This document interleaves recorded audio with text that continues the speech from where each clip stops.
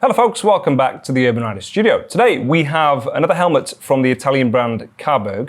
This is the Freeride X, and it's quite a functional helmet, and it's also quite versatile as well, depending on how you want to wear this, something I'll expand on as we go through this review. As of the making of this video, they have a starting price of around £180. I believe we have a choice of 10 different colours, and they of course pass ECE 2206 safety standards. Before I get on to some of the details, let's just broadly have a little look at the helmet and the obvious difference between these two on the desk, which is that I've got a visor on this one here and no visor on the black version. And the reason that's there is to illustrate the fact this is included, and it is an option if you want to go for this. And if you've ridden with an open face helmet before, you will know that it is really useful for visibility's sake. That's really the biggest selling point to an open face helmet. They feel really free and easy to wear. They've got great airflow as well, so great on hot days like it is today.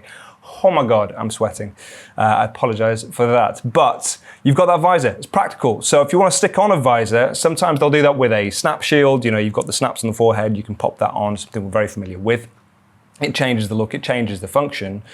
You have to remember to bring that with you though, so it can be quite useful to have a visor included that you can just flip down as and when you might require. And this is versatile in as much as you don't have to have it on there. Obviously it's included when you buy it, but if you want to go with that clean jet open face helmet look, then of course you can do that instead. There aren't many other brands doing something similar to this in terms of their look and some of the function. Tucano Urbano have some similar kinds of designs, but I don't think those are detachable in the same way that this is. Obviously you've got blanking plates on this one, so you can go with that slightly cleaner look if you just want to go with a standard open face helmet. Pair it with goggles if you want to. You've got a strap on the back there to secure the goggle strap if you need. As well as that, obviously, if you look at the brand CABERG, and I keep wanting to say CABERG because it just makes more sense to me, but either way, if you want to look at their stuff, they've got loads of other designs. They've got loads of other shells as well. So this one, a little bit more pricey than some of their options because it uses fiberglass instead of the ABS shells that you can find in some of their other helmets. But it's still a nice affordable price, I would argue, around the same sort of price as others in its specific category. As mentioned then, it uses a fiberglass shell, so it is nice and lightweight, depending on what you obviously do with that. The reason they put on kind of plus or minus signs with the weight of helmets is because you might want to wear it as the simple version, or if you stick on the visor, obviously it's going to add a little bit of weight. But either way, it's an open face helmet. Open face helmets are always pretty lightweight. These, for example, are around 850 grams without the visor attached, or 1,100 grams with the visor. They make it in 3 different outer shell sizes, so that should help it keep a relatively slim profile. It's about the same sort of size looking as any other open face helmet that I've tried recently. They are getting larger, so kind of gone are the days where you can find an actual ECE 2206 safety standard approved helmet, open face helmet, that is really slimline. If you go for one of the slimmer looking ones, most of those aren't going to be actually safety approved, or maybe it's an older helmet.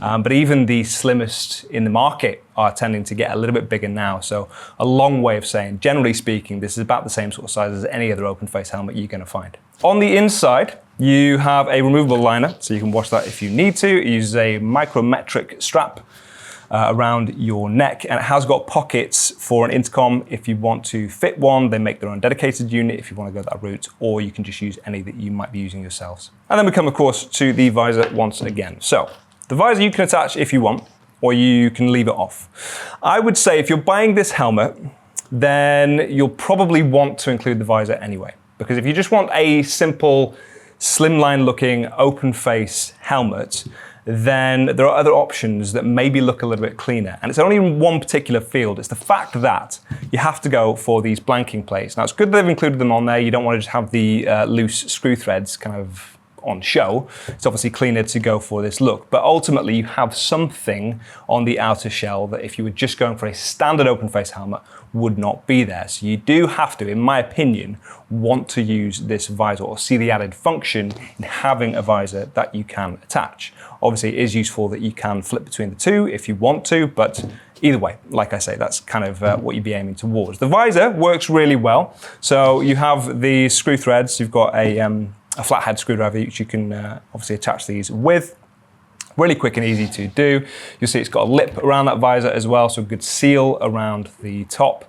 And it comes quite far down your face as well. For me, ultimately, the big benefit here is the fact that you don't need to remember to bring anything with you. It's really, really useful. You still have the same visibility, open and free feeling. You can flip it up if you want some more airflow. You can stick it with some glasses if you want to couple the two together. But there's no denying for doing higher speeds, maybe not in London where the speed limit is 20 that all of us stick to. Obviously, it's useful to have a visor that can block out the airflow just to make it a bit more comfortable on your eyes as you're riding. Lastly, we should touch upon sizing, and I would say on the fit for these, they are an accurate size. They are in line with any other helmet that I've tried on recently, so I am between two sizes. It's a fairly common thing that you'll maybe find yourself between two sizes.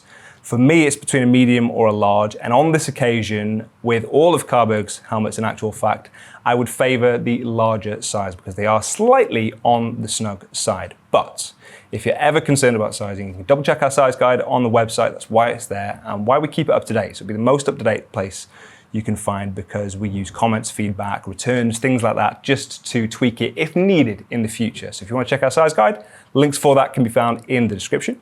You can see links for this helmet and the rest of their range if you want to do your own comparisons. Leave your questions and comments in the comment section, and I'll see you soon.